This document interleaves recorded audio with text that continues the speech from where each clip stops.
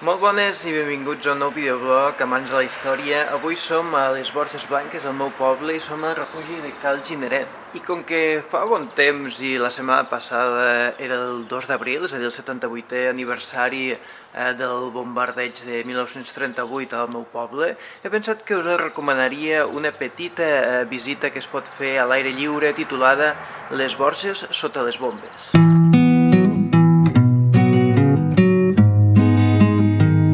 L'exposició compta de 13 pilars com aquest que veieu a la imatge, que bàsicament estan composats de 3 elements bàsics.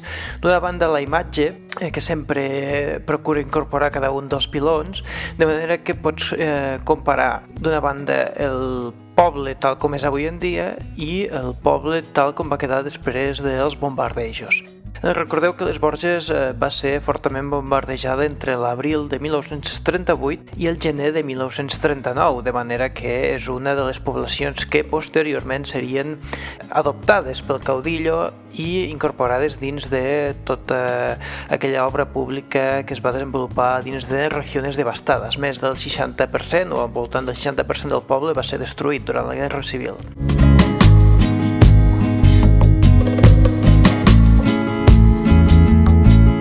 Bé, cada un d'aquests pilons els podeu trobar en llocs emblemàtics, com per exemple l'espai Macià o la plaça, i incorporen això d'una banda els elements gràfics que permeten entendre l'abans i el després del poble i d'altra banda un text que incorpora totes les dades bàsiques per entendre no només els bombardejos que va patir les Borges, sinó també tot el context de la Guerra Civil a les Borges en concret. La combinació d'aquests dos elements fa que amb una passejada pel poble tu passis bé caminant per entendre'ns i alhora puguis aprendre una mica la història del teu poble. El tercer element són els codis QR, que a mi em semblen una opció molt interessant i que apropen, a més, al turista a través de les noves tecnologies a la història.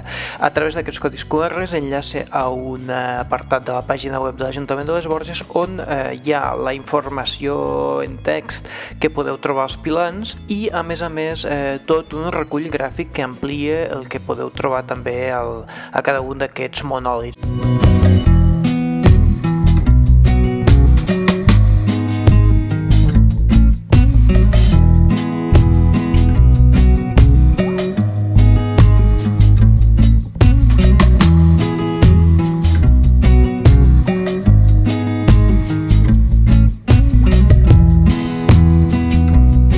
Bé, en fi, espero que us hagi picat el cuquet de visitar l'exposició i ens veiem en un altre blog. Que vagi molt bé!